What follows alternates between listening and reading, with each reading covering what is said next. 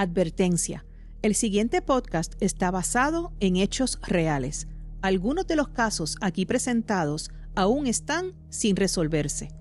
Todas las opiniones, conjeturas o hipótesis expuestas a lo largo de los episodios no constituyen en ningún caso acusaciones hacia los individuos mencionados.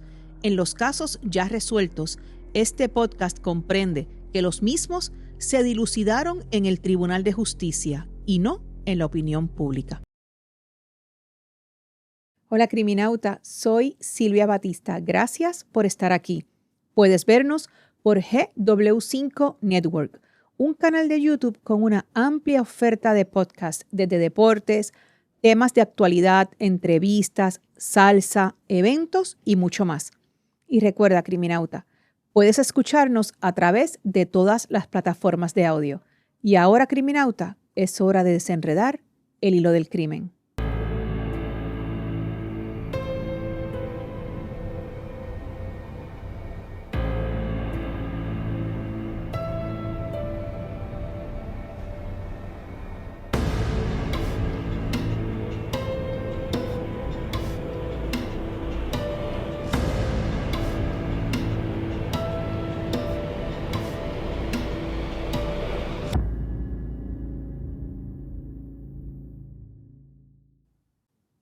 Manatí, Puerto Rico. Hay historias que rompen la idea de que el hogar es sinónimo de amor y seguridad. Y las rompen con una violencia que no solo duele, sino que deja una marca en la memoria colectiva. Historias que obligan a un país entero a mirar de frente aquello que preferiría no ver. La historia de Dylan Díaz Salgado es una de ellas. Y en medio de la tragedia surge un nombre: Cristian Serrano Chang. Un joven cualquiera, pero alguien cercano al entorno. No un desconocido que aparece de la nada, sino una figura que de alguna manera ya formaba parte del paisaje cotidiano del niño. Y eso lo cambia todo. Pero aquí es donde hay que detenernos, porque cuando el peligro no viene de afuera, cuando no es un rostro extraño en la distancia, sino alguien que ya estaba, entonces es una traición a la confianza, una grieta dentro de lo que se suponía seguro, porque en medio del dolor, de la presión mediática y de la necesidad de respuestas, hay una línea que no se puede cruzar. La de convertir sospechas en verdades absolutas antes de que el proceso judicial lo establezca. Este caso no solo habla de lo que ocurrió, sino de cómo investigamos, cómo señalamos y cómo, como sociedad, manejamos la incertidumbre. Comencemos. La noche del 10 de agosto de 2013, Cristian Serrano Chang, maestro de educación especial y residente de la calle Tierras Llanas del barrio Tierras Nuevas, llegó a casa de su pareja, un apartamento ubicado en el residencial Brisas de Campo Alegre en Manatí. Al llegar, Cristian se percató que Dylan, el hijo menor de tan solo 2 años de su pareja, Raima Salgado Torres, estaba pálido y no respondía. Según el relato que la pareja le dio a las autoridades, intentaron reanimarlo dándole un baño. Y luego de que Cristian intentara darle respiración boca a boca y ver que no reaccionaba, entonces le indicó a Raima que debían llevarlo al hospital.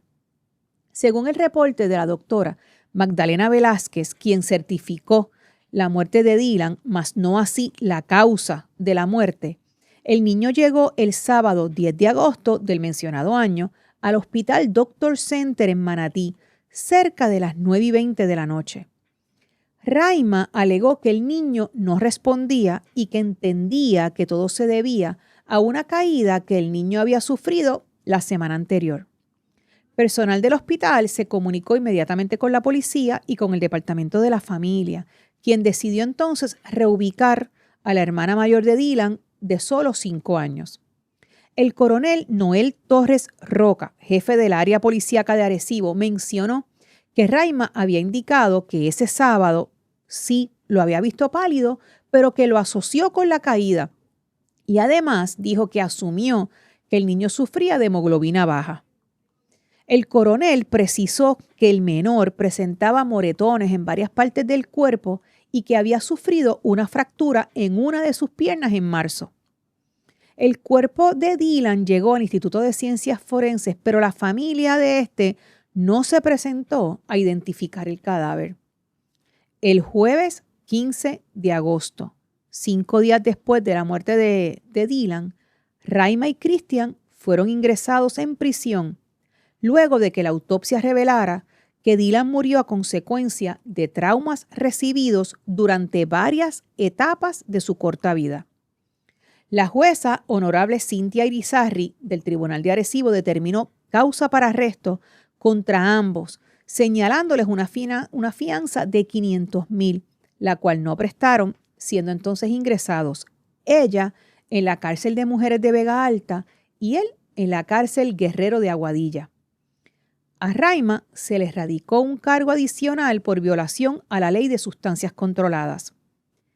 En ese momento, una portavoz del Departamento de la Familia indicó que la agencia mantenía un caso abierto desde mayo de ese año con relación al núcleo familiar de Dylan debido a la fractura que les mencioné que había sufrido el menor en una de sus piernas, la cual en ese entonces Raima aseguró había sido por una caída del velocípedo. Pero los médicos que lo atendieron en ese momento comentaron que la fractura no coincidía con esa versión de los hechos. El agente Carlos Sierra, adscrito a la División de Homicidios del Cuerpo de Investigaciones Criminales de Arecibo, se hizo cargo de la investigación en unión al fiscal José Acevedo. Lo que siguió a continuación fue una serie de recursos legales, tanto de la parte de fiscalía como de la defensa, que se extendió hasta llegar al Tribunal Supremo de Puerto Rico. En las entrevistas que le hicieron los agentes de la policía a Raima, esta cambió su versión de los hechos en múltiples ocasiones. De hecho, entiendo que fueron en 4 ocasiones. Y no fue hasta el que Fiscalía le ofreció inmunidad parcial que Raima testificó en contra de su expareja, o sea, en contra de Christian. El 15 de agosto de 2013, Fiscalía presentó 2 denuncias en contra de Christian Serrano Chang. La primera denuncia fue una violación del artículo 404 de la Ley de Sustancias Controladas de Puerto Rico, pero esta denuncia no prosperó. La segunda denuncia fue por la alegada comisión del delito de asesinato en primer grado, tipificado en el artículo 93A del Código Penal de Puerto Rico. El tribunal determinó causa por el delito de asesinato en primer grado. Sin embargo, como les mencioné, no halló causa probable por el delito de posesión de sustancias controladas. De aquí en adelante les voy a mencionar en varias ocasiones esto del artículo 93A y 93B. Espero que estén un poquito atentos, criminautas, porque los menciono en varias ocasiones con la intención de explicar en qué consiste uno, en qué consiste otro y qué tiene que ver con el caso en cuestión. Inicialmente, Raima había sido acusada por asesinato en primer grado, pero tras prestar su declaración en el caso en contra de Christian, llegó a un acuerdo con la fiscalía que le rebajó la denuncia a un delito de homicidio negligente, que conlleva entonces una pena fija de 15 años tras las rejas. El 10 de octubre de 2014, el honorable juez del Tribunal de Arecibo, Nelson Canaval Pérez, sentenció a Raima a 1 año en prisión y otros 14 bajo el privilegio de sentencia suspendida. No olviden, criminautas, este término de sentencia suspendida, pues iremos sobre él un poco más adelante. La vista preliminar se celebró el 20 de septiembre de 2013. A Christian le encontraron causa para juicio por asesinato en primer grado bajo el artículo 93A, ya que Fiscalía contaba con el testimonio de Raima. Antes de que comenzara el juicio, la defensa de Christian solicitó que se enmendara el pliego acusatorio, puesto que en la vista preliminar solo le habían encontrado causa por la acusación de asesinato en primer grado, este 93A, que incluye premeditación y no por unas modalidades de maltrato intencional de menores, delito que luego Fiscalía había añadido. Fiscalía se opuso y el Tribunal de Primera Instancia falló a favor de Fiscalía. Pero la defensa de Christian, inconforme con esta determinación, presentó una petición de certiorari ante el Tribunal de Apelaciones, en la que alegó los mismos errores. Este foro apelativo ordenó que se incluyera expresamente en la acusación el inciso que detallaba la acusación del maltrato de menores. Pero, una vez más, inconforme la defensa de Christian, acudió al Tribunal Supremo. No obstante, en ese momento el Tribunal Supremo se negó a revisar el caso.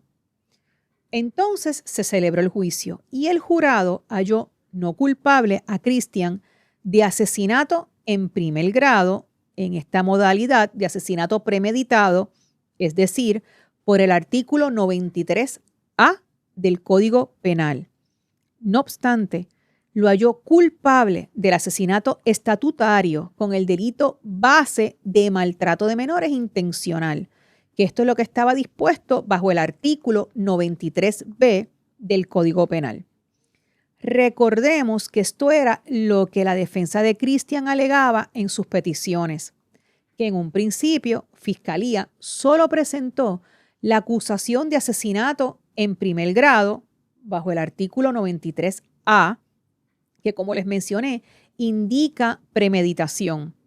Se encuentra entonces causa para juicio en esta modalidad cuando se les celebró la vista.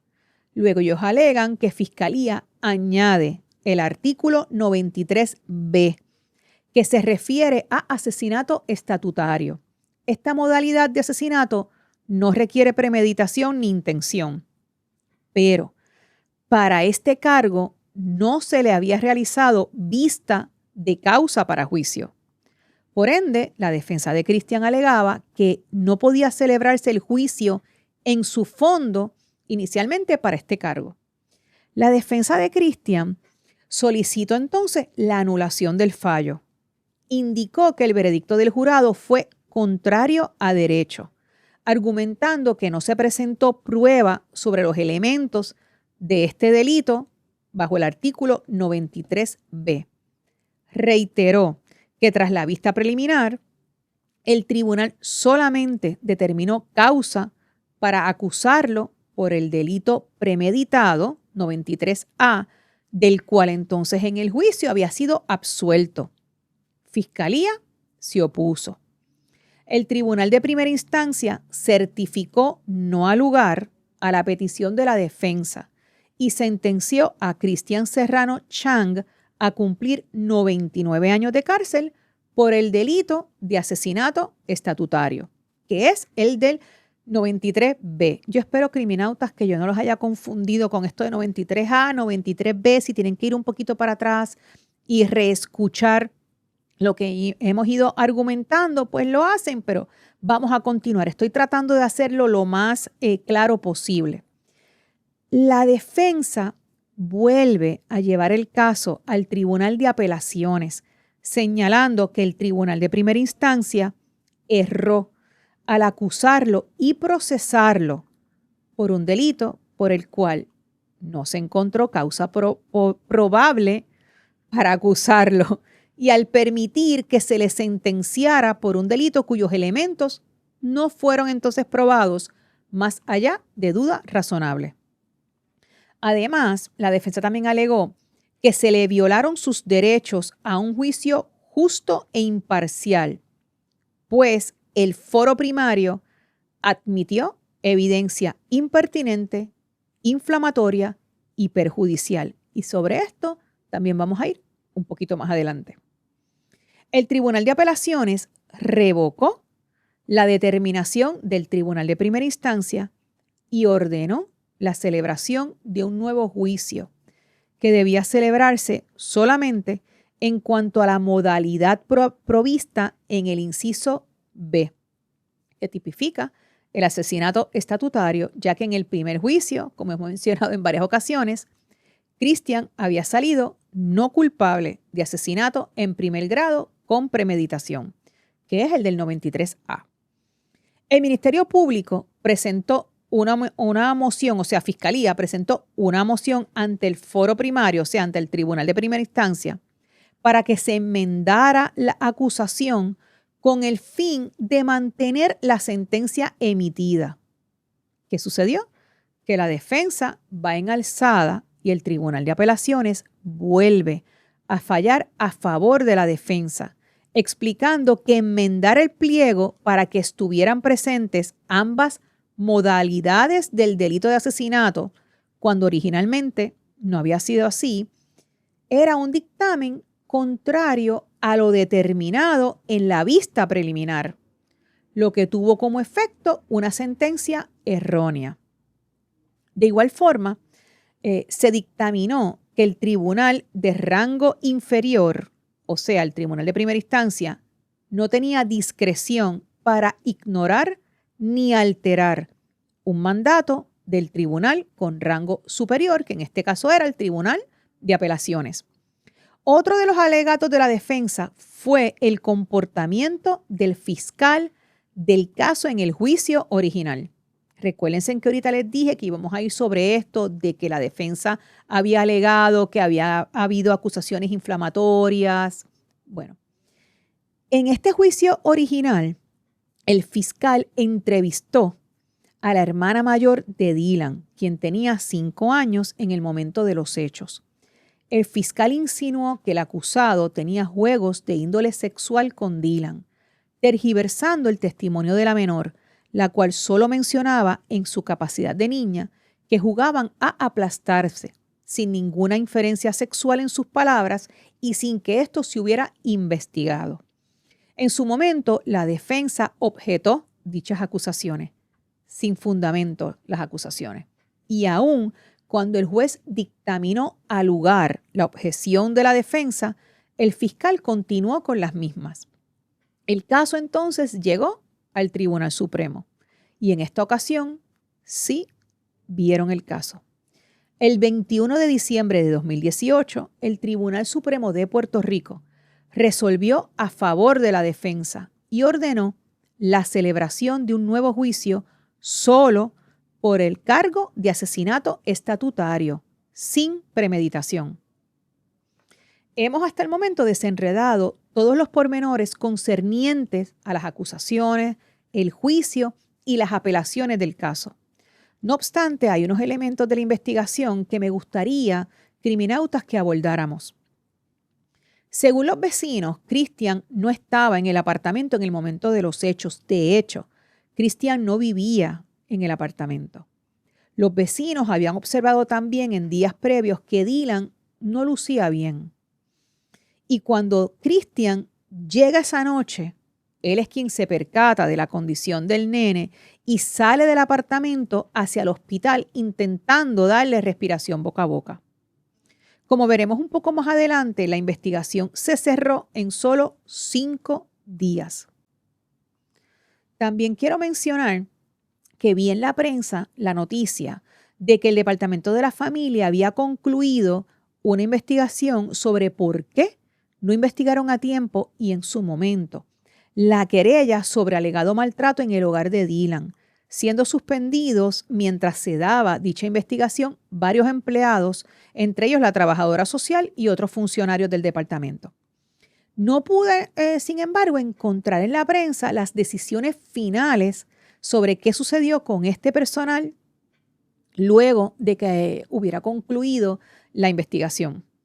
¿Se recuerdan, criminautas, que al principio del episodio mencionamos la sentencia suspendida cuando les hablé sobre la sentencia en la cual le habían dado a Raima? Bueno, pues vamos a regresar ahora a dicho término porque yo les dije, la vamos a ver un poquito más adelante. ¿Qué es la sentencia suspendida? Y aquí se los voy a buscar rapidito. La sentencia suspendida es un tipo de libertad a prueba. En el caso de Cristian, la jueza le impuso una serie de condiciones que tiene que cumplir, entre las cuales les voy a mencionar algunas solo para que tengamos una idea. comparecerá ante el técnico de servicios sociopenales del programa de comunidad de la Administración de Corrección de la oficina regional a la cual él está adscrito, el día y la hora que les sean indicados. Lo pueden visitar en su hogar, en su trabajo o cualquier otro lugar. Permanecerá dentro de la jurisdicción que le impuso el tribunal. Se tiene que someter a exámenes de laboratorio, exámenes médicos, psiquiátricos y psicológicos y cualquier otra evaluación necesaria para el tratamiento y rehabilitación que el tribunal o el técnico de servicios sociopenales crea necesario para lograr su rehabilitación.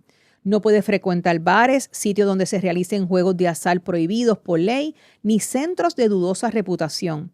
Se tiene que abstener de usar bebidas alcohólicas. No puede incurrir en ninguna conducta delictiva, ni se puede asociar con personas reconocidas por su participación en actividades ilegales. También se tiene que abstener de usar drogas narcóticas o cualquier otro estupefacto, salvo que sean por prescripción médica. Se tiene que mantener empleado en un trabajo apropiado o seguir estudios en una escuela o colegio reconocido. Al final, tanto Raima como Cristian fueron sentenciados de igual forma, con una sentencia suspendida como las que le acabo de explicar. La familia de Cristian fue bien proactiva en probar su inocencia, no solo reafirmando la misma y buscando medios para investigar qué fue lo que pasó. También comentaron algo que, analizándolo como criminauta, me pareció que era cierto: lo rápido que se le formularon los cargos. Los hechos fueron el 10 de agosto y ya el 15 habían concluido qué era lo que había sucedido. De hecho, ayer, mientras iba nuevamente sobre una serie de videos, tanto de Primera Hora como de Telemundo, ya cuando estaba terminando de armar el episodio, me topé con esta imagen. Ese sí, Fernando Fernández, que lo vi en uno de los videos en los cuales estaban entrevistando a la defensa de Cristian. Así que lo llamé y estuvimos dialogando un ratito, ya que en ese momento, o sea, ayer yo no sabía que Fernando trabajó el caso un tiempo como parte de la defensa. Como siempre que lo menciono, yo los invito a visitar su página, elartedetectarmentiras.com, y comunicarse con él al 787-276-5619 para cualquier asunto que necesiten investigar. Para pensar. Antes de para pensar, yo me disculpo porque con esto del artículo 93A, 93B, como que tuve que ir un poquito para adelante y un poquito para atrás, pero la realidad es que cuando tuve acceso al documento del Tribunal Supremo, en el cual explica todo, cómo fue que se fueron dando las acusaciones, el juicio en su fondo, las vistas, cuando entonces la defensa pone los elementos para ir en alzada y ese tipo de casos, pues tenía que mencionarlos tal cual. Pero vamos al para pensar. Hay algo que nos incomoda profundamente, y yo me incluyo, y es el no saber. La incertidumbre nos pesa, nos desespera, nos obliga a habitar un espacio donde no hay respuestas claras y donde el tiempo no nos calma, sino que nos hace intensificar las preguntas. Y entonces, como sociedad, hacemos algo casi automático. Llenamos los vacíos, llenamos los espacios en blanco, los llenamos con teorías, con suposiciones, con juicios. Pero en ese impulso por entender rápido, por cerrar la historia antes de tiempo, corremos un riesgo peligroso: convertir la duda en certeza y la sospecha en condena. Porque no todo lo que parece evidente es verdad, y no todo lo que se repite muchas veces se convierte en realidad. En casos como este, donde el dolor es tan grande y la necesidad de respuestas es urgente, la línea entre exigir justicia y construir culpables puede volverse muy fina. Y la pregunta que queda no es solo quién hizo qué, sino qué hacemos nosotros mientras no lo sabemos. ¿Cómo acompañamos el proceso sin adelantarnos al veredicto? ¿Cómo sostenemos la incomodidad de no tener todas las respuestas sin caer en la prisa de formularlas? Porque la forma en que manejamos la incertidumbre también habla de nosotros como sociedad, de nuestra ética social, de nuestra responsabilidad y de nuestra capacidad o incapacidad de esperar por la verdad.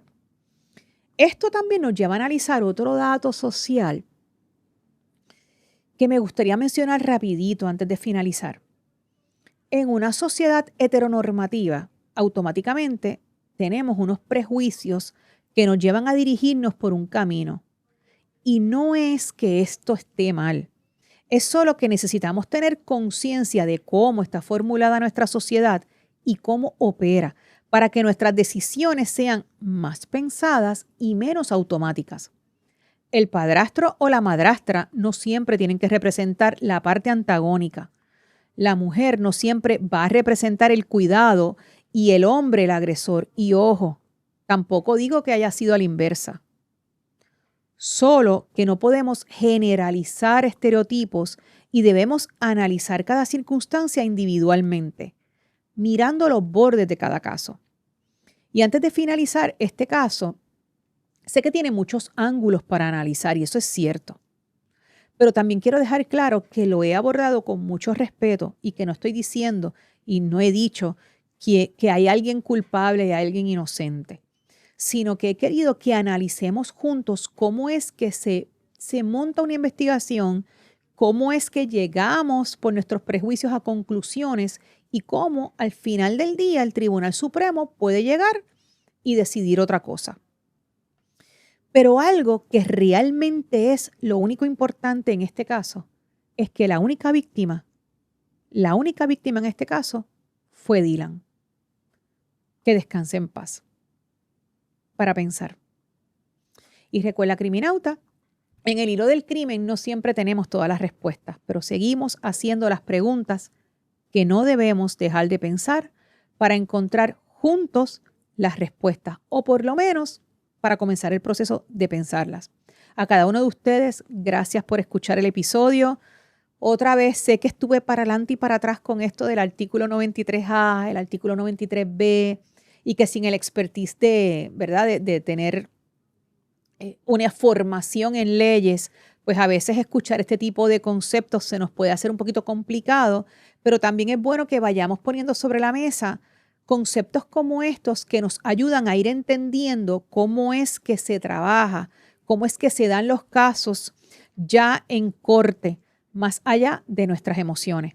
Gracias por todos los comentarios, los leo en los comentarios, gracias por los likes, gracias por ver los episodios, gracias por todos los casos que me solicitan. Recuerden que pueden escribirnos a elhilodelcrimen@gmail.com o info@gw5.com. Hasta el próximo episodio, criminauta.